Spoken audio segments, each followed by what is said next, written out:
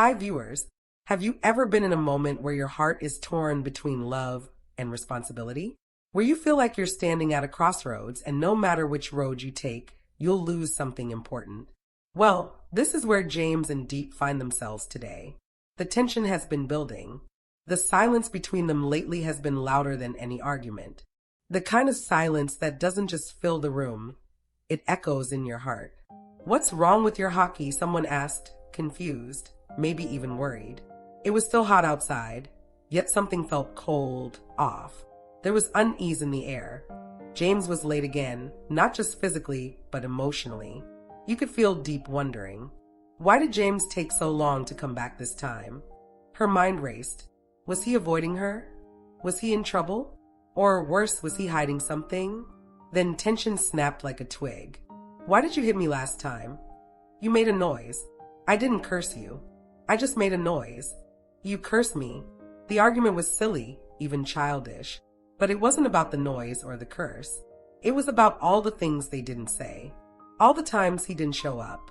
All the trust slipping like water through their fingers. Every time before. "I still did it successfully," James muttered. Diep replied softly. "But every time, I couldn't help but talk." She looked around. She didn't see anyone. Just the quiet walls that had heard too many unspoken words. Then a surprise. A man arrived. "I'm James's hired man. I'm here to protect you," he said calmly. Diep froze. "Is that true?" she asked, still processing what was happening. He nodded. "Yes. I'm sorry." She paused. "It's okay, I guess." But something didn't sit right. If James trusted her, why didn't he tell her himself? Why send someone? Why act like she couldn't handle herself? The man told her James had asked him to come today, said he'd be late. But she stood her ground. "I've been here for a long time and there's been no problem. You two can't just show up like this and expect me to be okay with it." Still, they didn't leave. "We have orders," the men said. Orders from James. And they were too afraid to go back home without completing the task. Something wasn't adding up. Why all this security? Why now? James had always been a little protective. But this was something else. Was she in danger? Or was he hiding something much bigger? That night, the air was heavy. And just when she thought things might calm down, she heard it. A car. Its sound slicing through the silence. Was it James? Was it someone else? Her heart raced. But in that moment, her mind was clear. She had to find out the truth, even if it broke her heart. The night was unusually quiet. Too quiet. James sat at the edge of the wooden bench, the candlelight from the small oil lamp casting flickering shadows across the room. His plate of rice and meat remained untouched, steam curling upward into the cold night air. Across from him sat Diep, her shoulders tense, her eyes constantly darting toward the windows. The forest outside their cabin whispered with unseen movements. The wind hissed softly through the cracks in the walls. Something felt off. More than just the message from earlier that day. More than just the trail of boot prints he found near the edge of the property. Something deeper. Something buried. James leaned forward, his elbows on his knees, hands clasped tight. "Diep," he began, his voice low, deliberate. "There's something we need to talk about." She didn't look up.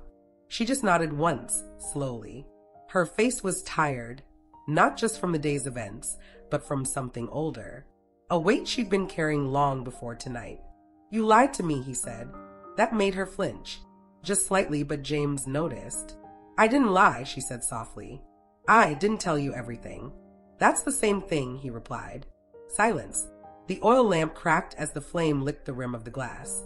James stood and began pacing the room. His boots creaked against the old wooden floor. 3 months ago, I told you I was in trouble. I told you what happened in Bangkok. The people I crossed. The deal gone wrong. I told you everything, Diep. Every damn detail. I trusted you." She looked up finally, her eyes glassy but steady. "And I stood by you," she said. "Even when I didn't understand it all.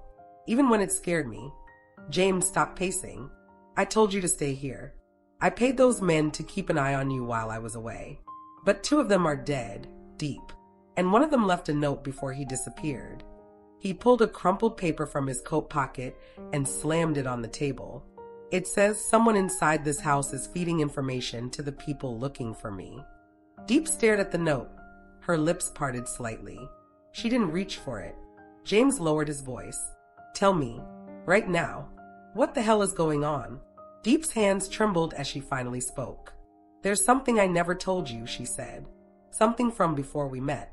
Back when I was in Saigon, I was working at a clinic. Just a nurse. I helped whoever walked through the door. Rich, poor, locals, travelers.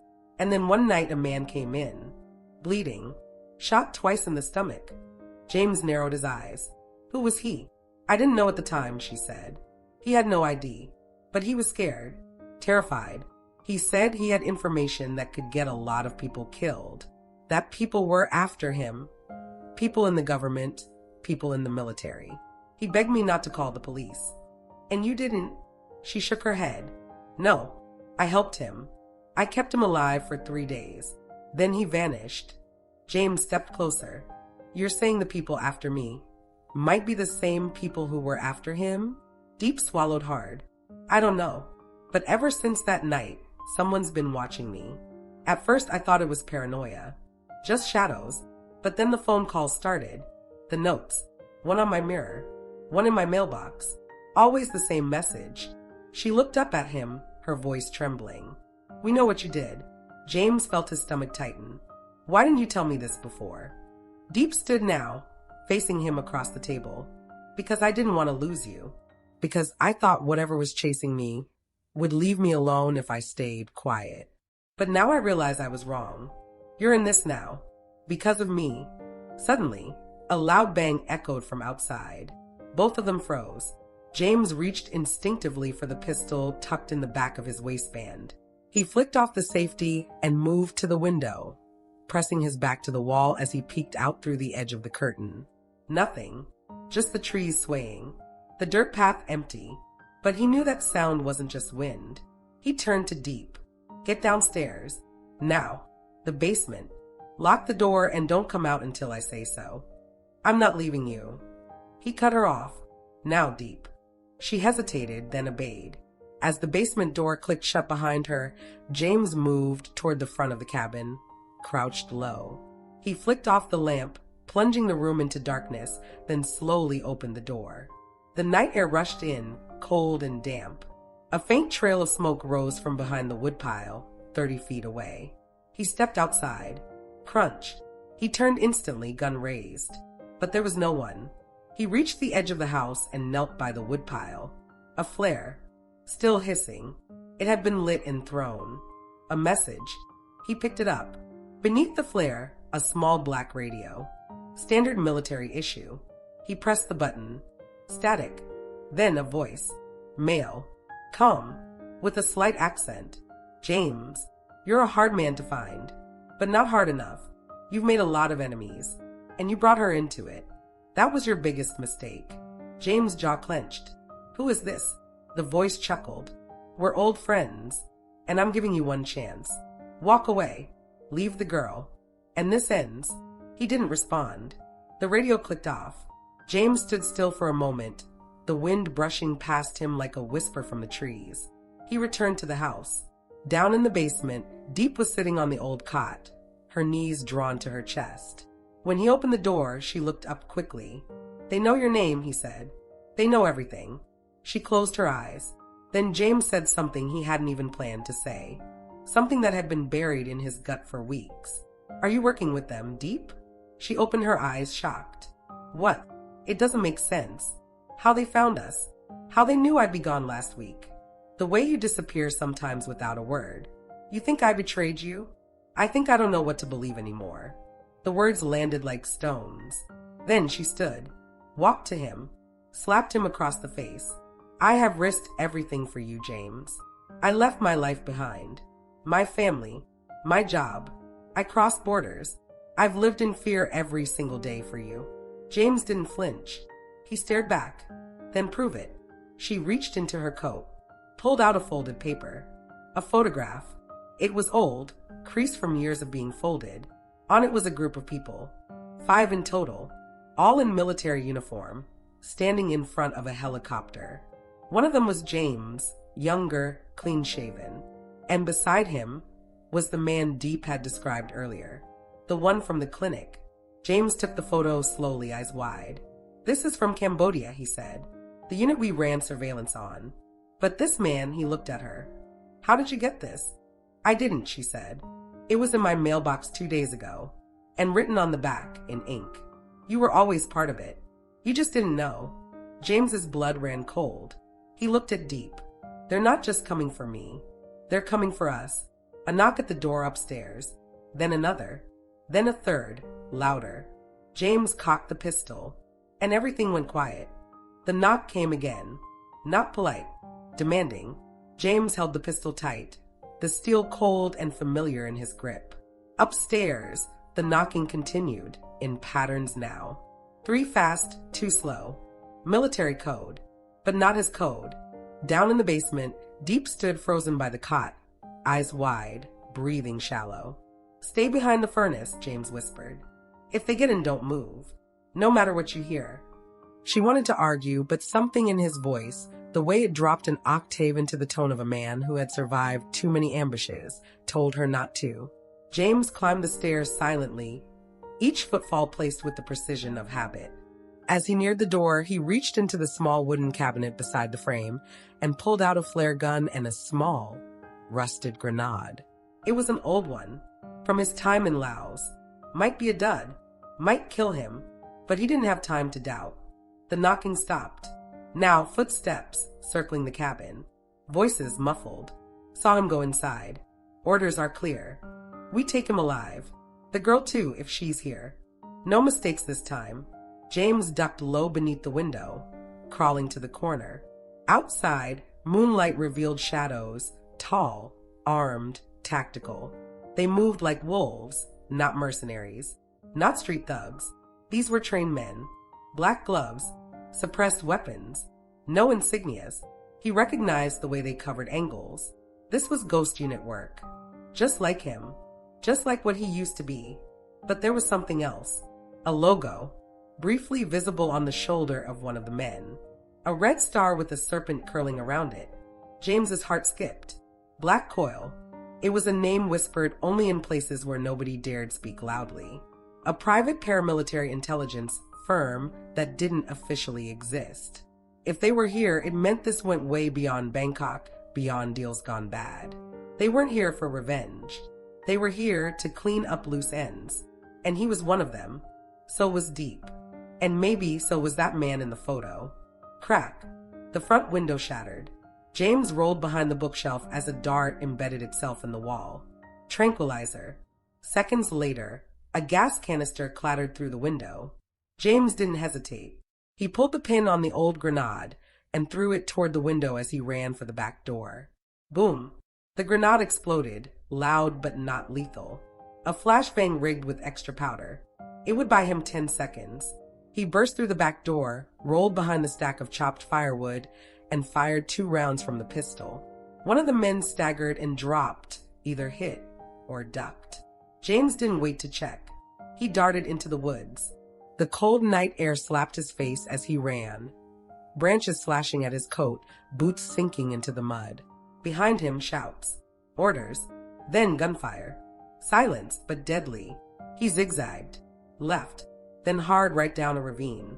He had to draw them away. Back at the cabin, Diep would be safe. For now. Unless this was a full surround. Unless they never wanted him. Just her. The thought stopped him cold. He turned around and ran back. The girl in the safe house. The basement was quiet again.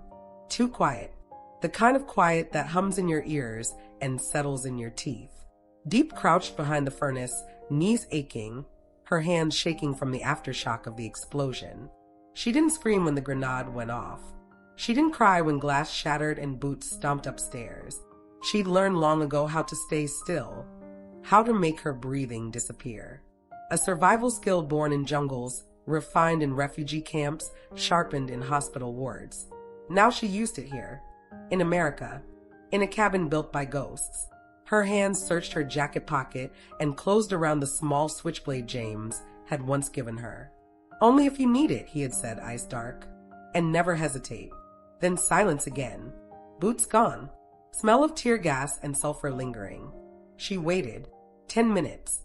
Maybe 20. Then, slowly she stood. Still nothing. Her legs felt foreign under her. Her lungs burned. She tiptoed to the base of the stairs and paused. A faint creak above. Floorboards adjusting. Wind in the broken window. But no voices. She climbed. Each step a question. Each breath a wager. The upstairs was trashed, books thrown, furniture overturned, the old wood stove split wide like a cracked skull. The photo was gone. Of course it was. They took it. Whoever they were. She made her way to the small radio James kept by the pantry. It was old, analog, military band. She twisted the dial, searching for static. Mayday code 9. Respond if alive. Nothing. She tried again. A click. Then static. Then repeat. Extraction was a failure. Package not found. Secondary is now considered active. Engage if located. Priority remains the ghost. Authorization code Theta Valkyrie 04. She froze. The ghost. That meant James. The package. That was her. And secondary? Who the hell was that? Then a creak. Behind her. She turned. Knife out. A figure in the hallway. Tall. Hooded. No weapon. Then he stepped into the light. Not a soldier. Not black coil. He was older. Graying. In a long wool coat. Eyes heavy with memory. I'm not here to hurt you, he said gently. She didn't drop the knife. I was in Saigon. 1968. My name is Richard. I knew the man in that photo. Her pulse spiked. He held out a locket, gold, delicate, aged. He opened it and showed her. A picture of her mother. Younger. Smiling. Holding a baby. Her. Diep's hand dropped to her side. Knife lowered, but still in grip. Who are you? She whispered. I was part of the same unit as James, he said. But I left before it went dark. Before Langley buried it. She blinked. Before what went dark. He looked past her, toward the forest outside the shattered window. The unit was called Manticore, he said. It was never official. It was made to disappear. We were ghosts before ghosts had names. Black Coil came later, the cleanup crew. And now they're here because something got out. He reached into his coat and pulled out a folded photo. Same unit. But this time, names scribbled in faded ink. James. Richard. 2 others crossed out. 1 circled. Who's that? She asked. He paused. Your father. The silence was seismic. Diep stared at the name. Nguyen Van Tien. She'd never heard it before. Her mother had always been vague about the past. About the war. About the man who never came home. But here he was, in uniform, smiling, beside James, beside Richard. A family built by fire. He didn't die, Richard said. He defected. Or disappeared. No one knows. But Manticore was shut down days after he vanished. James never told you. She shook her head. Of course he didn't. He was protecting her. From this. From all of it. I don't know what they want, she whispered. They said I was the package. Why? Richard exhaled slowly, like a man carrying too many secrets for too long. Because you're the key, he said. To what? To proving Manticore was never shut down. They drove through the night in a rusted Jeep James had stashed 3 miles north, past a frozen creek and beneath a collapsed railway bridge. Richard drove like he knew the roads by heart, which he probably did. Every detour, every back entrance, every checkpoint reroute. Diep sat in silence. The trees blurred by. Her thoughts didn't. Where are we going? She asked. He didn't answer right away. Somewhere you can't be found. 2 hours later, they arrived at a hunting cabin hidden beneath a ridge in the Adirondacks. No power lines, no trail markers, just a key buried under a dead tree root. Inside, maps, radio gear, a lockbox with multiple passports. One had her photo. Already. How? They've been watching for years, Richard said. You just didn't know. That night, as the cold set in and the snow began to fall in slow, solemn flakes, Diep stood by the window, watching the wind erase their tracks. Richard sat by the fire, sipping from a dented metal flask. You know they'll keep coming, she said. He nodded. They don't stop. Until someone tells them to. She turned. Then let's find that someone. Snow fell harder by morning, thick sheets of white blanketing the trees like the sky was trying to bury the past. Diep sat at the edge of the cabin's sleeping loft, watching the flakes drift past the frosted window. Richard was downstairs, boiling instant coffee over a small gas flame. No firewood, no signal, no GPS, just the crunch of old pain and the weight of a truth she hadn't asked for. Her father wasn't dead. James had lied. Everyone had. And now she was the key. To what? Even Richard hadn't said everything. By 9:30, they were moving again. The Jeep's engine coughed reluctantly in the cold, then roared to life. They didn't speak for miles. Trees passed like mourners. The silence grew roots, until Diep finally asked, "Why didn't James tell me?" Richard shifted gears, eyes never leaving the icy road. He thought ignorance was armor, or a leash. He didn't argue. They stopped at a forgotten ranger station just off Route 28, a place James once used as a dead drop site. Inside, Richard pried open a loose floorboard. Inside, a rusted Makarov pistol, an encrypted satellite radio, a data chip sealed in wax. Richard ran his thumb over the chip. "This has names," he said quietly. "All of them. Operatives, scientists, politicians, from Manticore to Black Coil. It connects everything, and your father is on it." Diep's throat tightened. "And James? He was the one who started collecting this. He's been building a map. Then where is he now?" Meanwhile, James was running, through knee-high snow, bleeding from his side. A graze, but deep enough to soak his undershirt crimson. Black Coil was behind him, 6 agents, all wearing cold-weather tactical suits, silent as wolves. He slipped behind a boulder, cocked his sidearm, then froze. He was being flanked. Left side. No snow crunch. No breath. But he felt it. Then movement. A shadow lunged from the trees. James turned, fired, missed, tackled to the ground. Gun lost. The man on top of him wasn't in Black Coil black. He wore a gray hood. Older. Scar across his cheek. Another ghost. "Stand down," the man growled, pinning him. "It's me." James blinked. Then recognition. "Archer," he rasped. The man nodded grimly. "You've got bigger problems than Coil," Archer said, helping him up. "They're not hunting you anymore." James narrowed his eyes. "Then who are they hunting?" Archer looked past him, toward the road. Toward the girl. "Diep," he said. "And if she opens that chip, every player on the board burns." Back at the ranger station, Diep was staring at the data chip. Richard had powered on the satellite radio, attempting a frequency hack using Morse input. The signal was weak but pulsing. Then static cleared. A voice. "Asset not secured." "Repeat. Package not acquired." Ghost 1 presumed active. "Execute fallback plan Omega Rook. Priority shift. Female subject to be recovered alive, unless compromised. In that event, terminate." Diep froze. She looked at Richard. He had already drawn his gun. "What does that mean?" she whispered. He didn't answer. She backed away. He stepped forward. "Richard, don't make me do this." Her heart thundered. "You were with them all along." He sighed, pained, regretful. "I was with your father," he said, "until I realized what he became. And now I finish what James never could." She stared at the gun, then at the window. Then, without warning, she threw the radio at him. He ducked. She ran. Outside. Snow blind. Boots crunching behind her.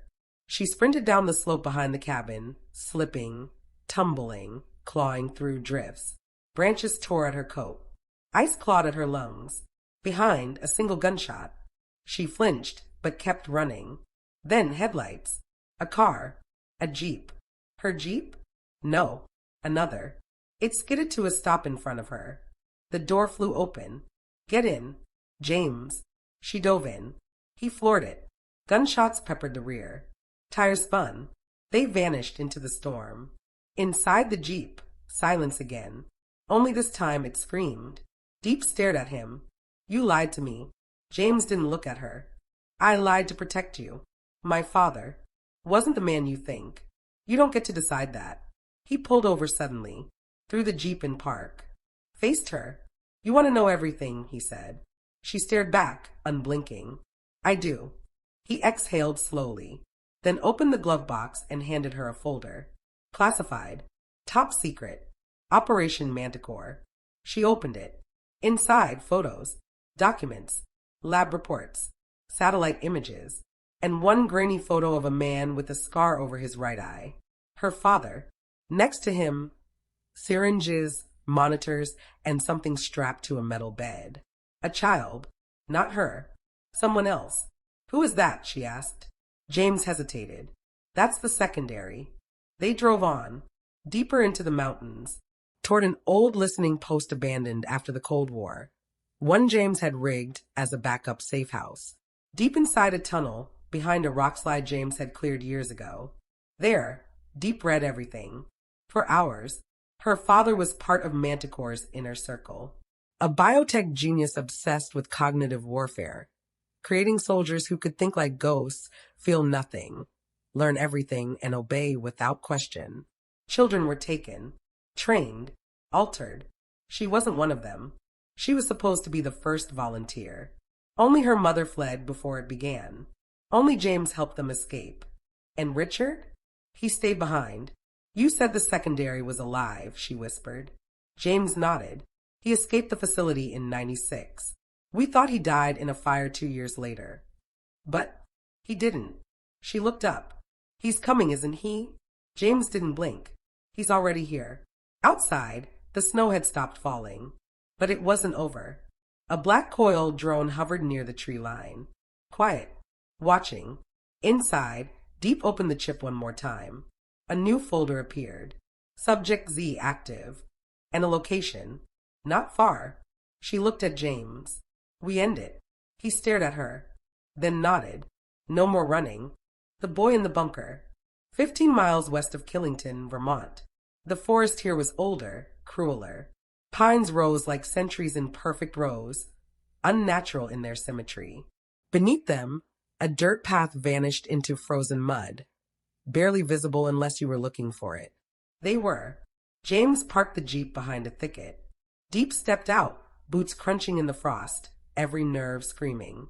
She clutched the Makarov Richard had left behind. It felt heavier now. Real. James scanned the woods with binoculars. There. Ahead, half covered by snow. A steel hatch, disguised as a rusted septic lid. Is that it? She asked. James didn't answer right away. Then, it's one of the last Manticore fallout sites. Deep storage. Fail-safes. Back doors. The kind of place you bury mistakes. Deep looked at the hatch. Or people. They descended slowly, flashlight beams slicing the dark. The tunnel was tight, lined with concrete and old cables. Drips echoed. The air smelled like iron and forgotten medicine. 60 feet in, the passage opened into a larger chamber, once a Cold War listening post, now stripped and silent. Deep moved first. Her breath caught. On the far wall, a message scrawled in blood. Dry. Old. I remember what they made me for. James inhaled sharply. He's alive. They found the bunker's central chamber. A small room with a cracked monitor, frayed blankets, a tin bowl with dried beans, and a notebook. Deep opened it. Sketches. Dozens. Of her. Page after page. Her face at different ages. Childhood. Now. Even one that looked like her in the future. Scars on her neck. A gun in her hand. What is this? She whispered. James looked grim. He was obsessed with you. The lights flickered. Then footsteps. Slow. Deliberate. James raised his weapon. Don't shoot, a voice echoed. Calm. Hollow. Like someone speaking through a memory. From the shadows emerged a boy. No, not a boy. A man. Maybe 25. Shirtless despite the cold. Pale skin. Eyes like broken glass. And something off. His movements were too smooth. Too controlled. He stopped just outside the light. I know you, he said. Deep took a step back. I don't know you. You should. He pointed to the sketches. We were made to be mirrors. Two halves. They called me Subject Z. But your father gave me another name. He stepped forward. Brother. James stepped between them. Z, you need to listen. Why? He said softly. So you can betray me again? He moved too fast. James fired. Z vanished left, a blur. James yelled, move. Diep ducked just as something slammed into the side wall, a metal panel flying off its hinges. Z emerged again, this time with a knife. He didn't speak, didn't blink, just lunged. The fight was brutal. James blocked the first swipe, countered with an elbow to Z's face. Z didn't flinch, grabbed James' arm, snapped it at the elbow with a horrifying crunch. James fell back, gasping. Z turned to Diep. She raised her gun, hands shaking. Don't come closer. He smiled, a flicker of something sad. You don't remember me, he said. I never knew you. I watched you grow up. From the outside. Always outside. Why? He pointed at the drawings. Because he made you to fix me. James, bleeding badly, tried to stand. Z don't. Z flinched. Then, in a voice not his own, he whispered, Protocol restart. 004, Theta. His pupils dilated. His hands dropped the knife. He collapsed, unconscious. Diep turned to James. What just happened? James coughed blood. He's got fail-safes in his brain. Neural locks. When the trigger phrase hits, boom, force shut down. What was that phrase? James wiped blood from his mouth. Your father's. They restrained Z using old restraints bolted to the wall. He didn't resist. Still unconscious, James handed Diep a syringe. What is this? Memory stabilizer. If he wakes up wrong, he'll glitch. Bad. Diep held the needle. Her hands were shaking. She remembered the drawing, the one with her holding a gun. Scarred, older, hardened. Was this how it started? Z woke 3 hours later. Slower this time. Eyes clearer. Voice softer. I didn't mean to hurt him, he said, staring at the ground. I lose time. When it happens. James sat in the corner, arms splinted crudely. You were programmed, Z, he said. You were broken before you ever had a choice. Z looked up at Diep. You weren't. Diep frowned. What do you mean? Z's voice cracked. You passed all the tests, even as a baby. He said your brain lit up like a storm. That's why he stopped. That's why he ran. My father? Z nodded. He saw what you could be, and it scared him. Later that night, while James slept, Diep sat across from Z. I need to know something, she said. Z looked up. Did he love me? My father. Z's face twisted. Not in hate. Not in pain. In envy. Yes, he said. He loved you enough to let you go. Diep exhaled. And you? Z hesitated. I don't know what love feels like, but I remember wanting to be near you, even if I couldn't speak, even if I had to hide. I think that counts. She nodded, then asked why now? Why show yourself? Z looked past her, through the wall, as if he saw something far away. Because they're coming, and I won't let them take you. 30 miles away, at a mobile Black Coil command center. Richard stood over a table, watching drone footage of the Jeep. Found them, an agent said. Richard nodded. Get me Helix. A red light blinked. Then a voice answered, go. We have her, Richard said. And we have the boy. Then you know what happens next. Yes, Richard said. Omega Protocol. The voice paused. Kill them all. Black Coil doesn't knock. They descend like ghosts, night vision optics, suppressors, 0 heartbeats out of place. In the pre-dawn dark above the bunker, 8 operatives in full exo-armor move like one organism. And behind them, watching from a distance, stands Richard. He watches the countdown on his digital tablet. Time to breach. 0:45. Inside, James' instincts scream awake. He sits up, pale, soaked in fever sweat. His arm is still broken, but his ears catch the soft crunch of snow above. He curses. Diep. The low ground. Diep is at the far end of the bunker, alone, facing Z. He's been staring at the sketches again. I remember every time I tried to run, he says quietly, but they always brought me back. Until they didn't. Diep asks what changed. Z answers, you were born. Before she can ask more, James bursts in, limping hard. They're here. Z stiffens. Who? Black Coil. Richard. The whole squad. Diep's heart spikes. How many? James doesn't answer. Instead, he opens the old comms panel and flips two rusted switches. A siren echoes through the bunker. Low. Old. Doomsday Diep. What are you doing? Diep shouts. James, buying us time. Above, the first operative drops down the shaft. But the moment his boots hit the metal, boom, the floor gives out. He plunges into a kill shaft lined with spikes and rusted blades. The second man tries to retreat. Too late. The sidewall explodes. A charge planted by James months ago. He knew this day might come. Richard sees it all on his screen. 2 down, says the analyst. Richard's voice is cold. Send in Helix. Helix. You don't say her name lightly. She wears no exosuit. Just matte black tactical gear. Her eyes are fully augmented, pupils like camera lenses. She speaks in clicks and codes. She doesn't work with a team. She is the team. Helix drops down into the fire and smoke of the ruined entry, landing in perfect silence. Her face expressionless. She begins to hunt. Back in the bunker, Z watches the screens as Helix moves like a shadow. He shudders. I remember her. Diep grips her pistol tighter. Can we stop her? James groans. With what?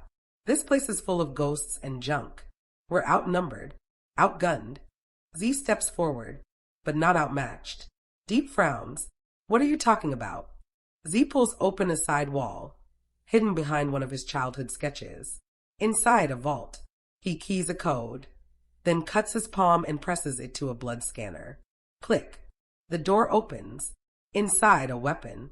It doesn't look like anything military. It's sleek, organic, pulsing faintly with blue veins. Diep whispers, what is that? Z, my inheritance. James gasps. Is that? Z nods. Project Thanatos. James backs up. That was scrapped. Illegal. Too unstable. Z shrugs. So am I. He picks up the weapon. As it bonds to his arm, it begins to glow almost alive. Z looks at Diep. If we fight, we die. But if we run, we die slower. She smirks. Great plan. Elsewhere in the complex, Helix moves through the dark like liquid death. No footsteps. No breathing. Just red scanlons from her eyes as she tracks body heat. She sees 3 life forms in the central bunker. Her lips part slightly. Acquire. Terminate. The standoff begins. Z waits at the far end of the hall, weapon ready. James hides behind the armory, rigging a makeshift trap with explosives and duct tape. Diep kneels beside the old comms relay, her fingers flying over the dusty keyboard. What are you doing? James yells. Calling for help, she mutters. The outside world has to know. No one's coming, Diep. I'm not calling anyone human. Transmission log. Destination unknown. Signal. Burst mode encrypted. Content he's alive. They're back. Help US. Helix finds them. She doesn't attack. She studies them, then finally steps forward. Z, she says calmly. Z narrows his eyes. Still hunting children, Helix? I don't hunt children, she replies. I retire assets. She raises her palm. It glows. Z lifts the weapon. It howls to life. The hallway explodes into chaos. The battle is not fair. Helix dodges bullets like she wrote the trajectories herself. Z fights like a god, the weapon screaming light, slicing through steel and air alike. Diep helps James to cover. I thought you said that thing was unstable. James, that was the good version. Z is losing. Helix is too fast. Then she gets close and stabs him in the gut with a hidden blade. He drops. Diep screams. Helix turns to her, calmly walking forward. Until a pulse, a tone, a frequency not meant for humans. Helix freezes, then convulses. Her systems glitch. Sparks shoot from her skull. She collapses. Z, bleeding badly, looks at Diep. You sent the call? She nods. He grins, coughing blood. Good. 5 seconds later, the walls shake. Not from bombs. From rotors. A deep sound. Massive. Ancient. A ship descends above the forest. Not military. Not known. Black Coil agents panic. Richard looks up, eyes wide. No, no, no, no. The ship opens. Out steps a figure. Tall. Unmistakable. His voice echoes across the trees. Hello, Richard. Richard stumbles. You're dead. The figure steps into the light. Dr. Fan. Diep's father. Not dead. Not even close. The forest is silent, trembling under the weight of a presence long thought gone. Dr. Fan, face lined with shadows and time, descends from the obsidian aircraft as if stepping out of myth. His coat flutters in the wind. His eyes unchanged. Cold. Calculating. Alive. Richard stands, mouth slightly open, a ghost of memory flickering behind his gaze. You died, he whispers. Dr. Fan smiles softly. Yes, and now I'm back. Funny how that works. Inside the bunker, James stares up at the monitors in disbelief. Diep is frozen, hand clutched over her heart. Dad, she breathes. Z, still bleeding, lifts his head weakly. He shouldn't be here. James, no one should. And then suddenly a burst of static. The old comm screen comes to life, but it isn't showing Fan. It's showing files. Rows and rows of encrypted folders, marked. Omega Trial. Project, Vigilant. Asset Zeta, Z. Subject, Diep. Redacted, Fan.01. Each file flickers open, and the truth begins to spill.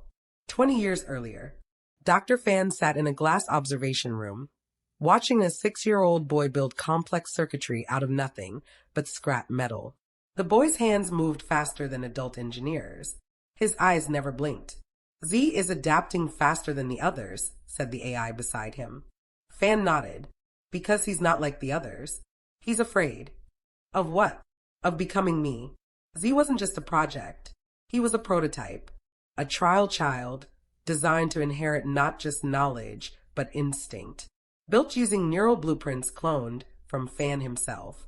Z was Fan's backup plan. In case the real Fan died. In case the world turned on him. And when the board turned hostile, when funding was pulled and military oversight closed in, Fan disappeared. But not before sending his ghost children into the world with implanted failsafes. Not before sealing Diep's memories. Not before erasing every trace of his lab with an engineered virus that could destroy entire data vaults. Back to present. Diep reads the files on the dusty terminal. Her own file says she was a containment protocol. She wasn't just his daughter, she was his control variable. The one element in Z's life meant to anchor his morality, slow his acceleration, keep him human. James looks at her. He didn't raise you. He programmed you. Diep backs away. No, that's not true. But the more she reads, the more it is. Outside the bunker, Richard orders a full pullback. Everyone out now. But it's too late. Fan lifts his hand, and the aircraft behind him begins to hum. Not a ship. A generator. The air ripples. Birds vanish. Trees bend. And the sky flickers black. From the ship, massive pods emerge, dropping into the snow like meteorites. They crack open, and from inside crawl 4 biomechanical constructs, twisted fusions of human tissue and carbon alloy. They look like men, but their eyes glow blue. Codenamed the Reclaimers. The Reclaimers are not soldiers. They are extractions, built to retrieve assets, to silence witnesses, to erase timelines, and they are hunting Z, and Diep, and James. Now, Z limps to his feet, weapon fused to his arm. The glowing veins along its barrel pulse brighter now, as if recognizing what's coming. James looks to him. We can't hold them off. Z, we're not going to. Diep, then what? He turns to her. We're going to wake the rest. Diep freezes. No, you can't mean. Z nods. James whispers, the deep storage vault. They all stare at the final, sealed door at the back of the bunker. The one they swore never to open. Z limps toward it. We're out of time. The vault, 20 feet thick. Protected by multiple biometric locks, chemical encryption, and a sacrificial trigger protocol. Meaning, someone must bleed willingly for it to open. Z slices his hand. Code, Zeta. Activate deep storage. The door groans open. Inside, cryopods. Dozens. Each containing children. Not asleep. Not awake. Just waiting. Diep gasps. Who are they? Z answers without emotion. They're us. James, no. You shut this down. You said it was over. Z, I lied. Outside, the reclaimers crashed through the trees, sprinting like wolves on all fours. They breached the upper tunnel in seconds. The bunker's alarm scream. Inside, Z begins waking the pods. Diep tries to stop him. These kids didn't ask for this. Z looks at her, voice colder than ever. Neither did we. The first reclaimer drops through the ceiling. It lands hard, denting the steel. James shoots. The bullets do nothing. Z aims the weapon and fires a beam of crystallized kinetic light. The reclaimer is obliterated. Diep screams, "You're going to kill them all." Z turns.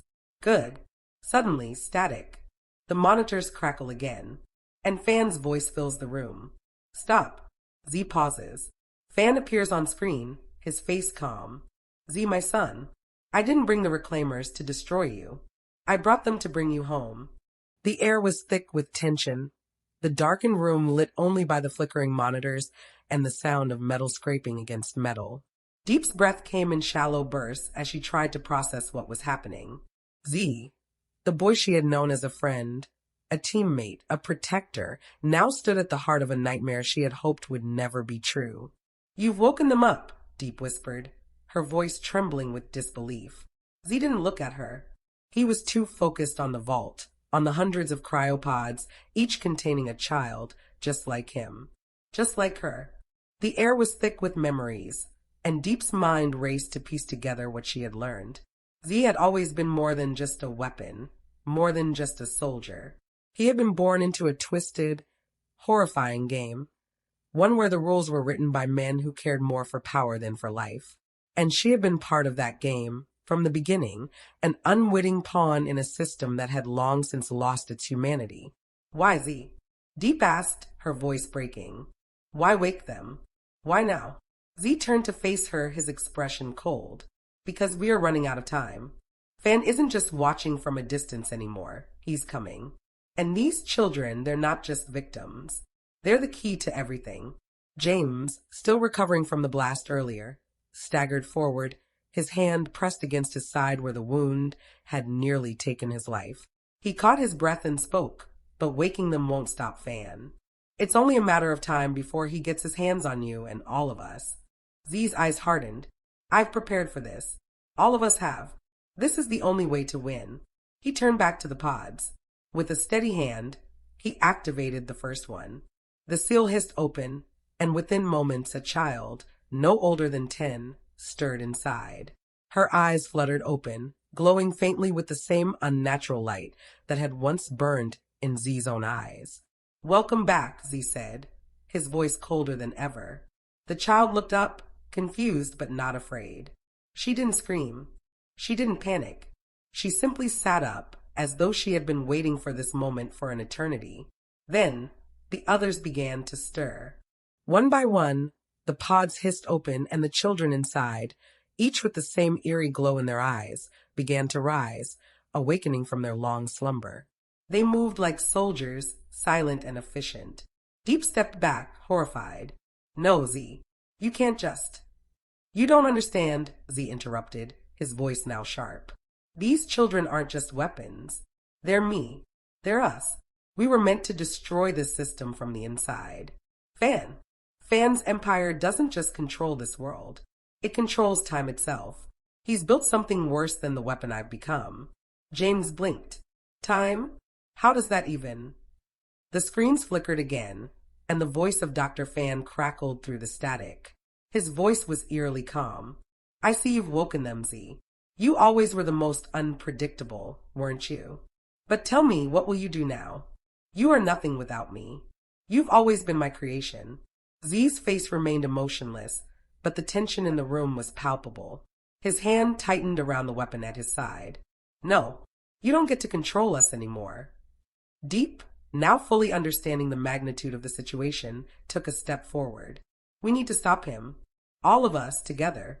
Z's gaze softened, just for a moment, before he turned to the army of awakened children. We will, but not in the way you think. The world outside the bunker was a wasteland.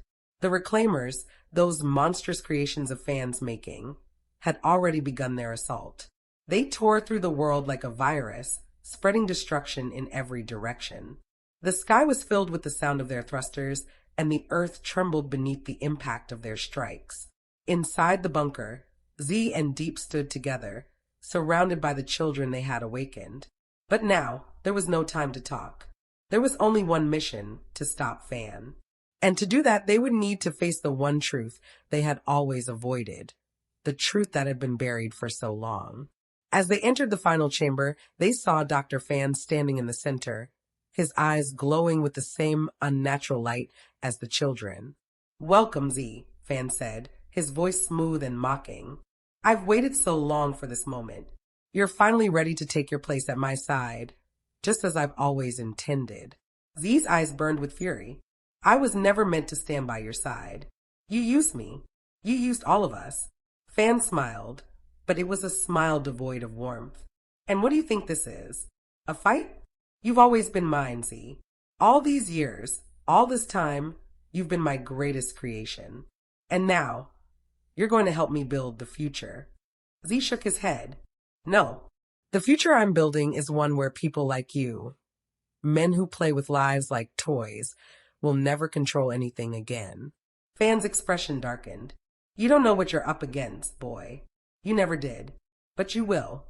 Soon." And then, in a flash, everything changed. The walls around them seemed to shift, to warp, as if reality itself was bending under the weight of Fan's power. The air crackled with energy, and the room turned into a storm of lights and shadows. But Z was ready. With a single motion, he raised his hand, and the power he had been holding back for years surged through him. The energy from the children, his brothers and sisters, poured into him, and for the first time, he felt the full weight of his power. Diep stood by his side, her hand on his shoulder. "We're with you, Z. We've always been with you." And with that, they charged forward. The battle was fierce. Fan, with all his power, was relentless.